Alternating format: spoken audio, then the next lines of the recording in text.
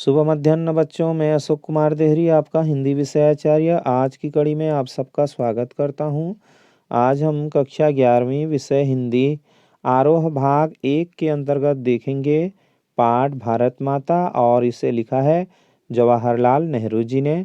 पाठ पर चर्चा शुरू करें इससे पहले मैं आपसे अनुरोध करना चाहूँगा, यदि अब तक आपने हमारे चैनल अशोक कुमार देहरी हिंदी क्लासेस को सब्सक्राइब नहीं किया है और आप इस चैनल में नए हैं तो प्लीज़ सब्सक्राइब कीजिए, लाइक कीजिए, कमेंट कीजिए और अपने दोस्तों को शेयर भी कर दीजिए।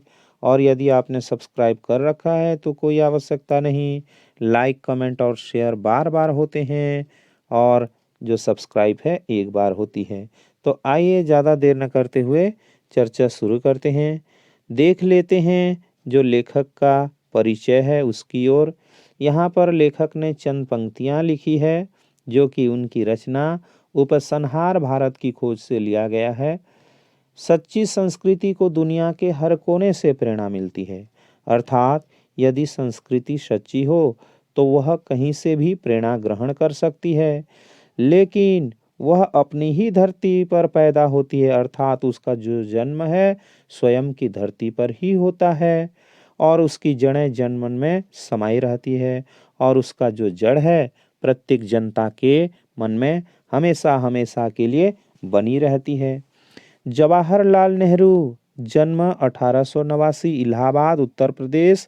और प्रमुख रचनाओं की बात करें तो मेरी कहानी, यह उनकी आत्मकथा है। विश्व इतिहास की झलक, हिंदुस्तान की कहानी, पिता के पत्र, पुत्री के नाम, ये कुछ उनके अनुवाद भरे रचनाएं हैं। हिंदुस्तान की समस्याएं, स्वाधीनता और उसके बाद, राष्ट्रपिता, भारत की बुनियादी एकता, लड़खड़ाती दुनिया आदि लेखों और भाषणों का संग्रह। कुछ ये जो रचनाएं हैं वह कुछ तो लेख हैं और कुछ भाषण हैं जिनका संग्रह इन रचनाओं के माध्यम से हुआ है। मृत्यु सन 1964। जवाहरलाल नेहरू का जन्म इलाहाबाद के एक संपन्न परिवार में हुआ था। वैसे जब इनका जन्म हुआ या इनका जो जन्म था एक संपन्न परिवार में ही हुआ था। उनके पिता वहाँ के बड़े वकील थे। नेहरू की प्रारंभिक शिक्षा घर पर तथा उच्च शिक्षा इंग्लैंड में हैरो तथा कैम्ब्रिज में हुई। वहीं से वकालत की पढ़ाई भी की थी। लेकिन नेहरू पर गांधी जी का बहुत प्रभाव पड़ा था, परंतु जो नेहरू जी हैं उनके ऊपर महात्मा गांधी जी का प्रभाव विशेष रूप से पड़ा हुआ था। उनकी पुकार पर अर्थात उनके बुलाने पर वे पढ़ाई छोड़कर आज़ादी की लड़ाई में जुट गए। उन्होंने पढ़ाई छोड़ दी और स्वतंत्रता की लड़ाई में लग गए। आगे चलकर सन 1929 में वे भारतीय राष्ट्रीय कांग्रेस के लाहौर अधिवेशन अर्थात लाहौर सभा के अध्यक्ष बने और पूर्ण स्वतंत्रता की मांग की। नेहरू का झुकाव समाजवाद की ओर भी रहा। समाजवाद की ओर, समाजवाद कहने पर समाज के प्रति जो विचारधारा होती है उसी पर। सन 1947 में भारत स्वतंत्र हुआ तो नेहरू जी पहले प्रधानमंत्री बने। जब भारत स्वतंत्र हो गया तो प्रथम प्रधानमंत्री बनने का श्रेय भी नेहरू जी को ही प्राप्त हुआ और भारत के निर्माण में अंत तक जुटे रहे। उन्होंने देश के विकास के लिए कई योजनाएं बनाई, जिनमें आर्थिक और औद्योगिक प्रगति तथा वैज्ञानिक अनुसंधान से लेकर साहित्य, कला, संस्कृति आदि क्षेत्र भी शामिल थे। अर्थात नेहरू जी का जो हस्तक्षेप है प्रत्येक क्षेत्र में रहा है, चाहे वह आर्थिक क्षेत्र हो, औद्योगिक क्षेत्र हो या फिर वैज्ञानिक अनुसंधान से जुड़ी क्षेत्र हो या फिर साहित्य, कला, संस्कृति, कोई भी क्षेत्र क्यों न हो, प्रत्येक क्षेत्र को वह ध्यान दे करके प्रगति के राह पर ले जाने का प्रयास किए। नेहरू जी बच्चों के बीच चाचा नेहरू के रूप में जाने जाते थे। नेहरू जी को जो बच्चे हैं वह चाचा कह करके पुकारते थे। शांति, अहिंसा और मानवता के हिमायती थे। शांति, अहिंसा और मानवता, इनके क्या थे, वो पक्षधर थे।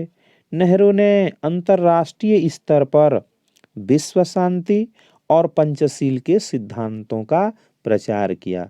पूरे अंतर्राष्ट्रीय स्तर पर एक तो विश्व शांति अर्थात पूरे विश्व में शांति स्थापित करने के लिए जो प्रयास किए जाते हैं उस प्रयास के लिए बातें की, और दूसरा पंचशील के सिद्धांतों का प्रचार किया। पंचशील बोलने पर आचरण के 5 सिद्धांत जो कि तिब्बत समझौते के समय में किया गया था। एक दूसरे के प्रादेशिक अखंडता के लिए, सर्वोच्च सत्ता के लिए पारस्परिक सम्मान की भावना, उसके बाद आता है अनाक्रमण की भावना, एक दूसरे के आंतरिक मामलों में हस्तक्षेप न करना, समानता एवं पारिवारिक लाभ व शांतिपूर्ण सह अस्तित्व की भावना का विकास। ये 5 ऐसे बिंदु हैं जिन बिंदुओं को पंचशील के सिद्धांत के अंतर्गत लिया जाता है। और यह जो बातें हैं उसी समय हुई थी जब तिब्बत समझौते के लिए बात चली थी चीन के साथ में। प्रस्तुत पाठ हिंदुस्तान की कहानी का 5वां अध्याय है और यह पाठ जो अभी हम पढ़ने जा रहे हैं वह उनकी रचना हिंदुस्तान की कहानी का 5वां अध्याय है। अंग्रेजी से भाषांतर किया गया है और इसे भाषांतर हरिभाऊ उपाध्याय ने किया है। इसमें पंडित नेहरू ने बताया है कि किस तरह देश के कोने कोने में आयोजित जलसों में जाकर अर्थात देश के हर कोने में हर कोण पर क्या किया गया है, जलसों का आयोजित किया जाता था। जलसा मतलब जनसभा एकत्रित किए जाते थे और वहां जाकर वे आम लोगों को बताते थे कि अनेक हिस्सों में बटा होने के बाद भी हिंदुस्तान एक है।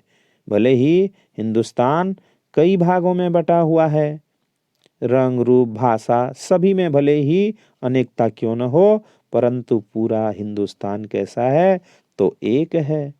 इस अपार फैलाव के बीच एकता के क्या आधार हैं और क्यों भारत देश एक है जिसके सभी हिस्सों की नियति एक ही तरीके से बनती बिगड़ती है।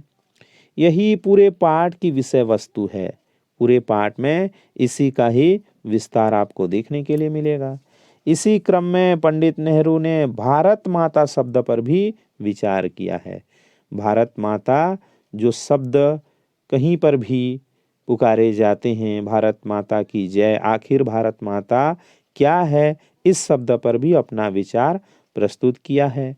और उनका निष्कर्ष है कि भारत माता की जय का मतलब है यहाँ के करोड़ों करोड़ों लोगों की जय, अर्थात जो हम भारत माता की जय कह करके उद्घोष करते हैं उनके पीछे हमारी भावना क्या होती है तो करोड़ों करोड़ों लोगों की जयगान करने की होती है।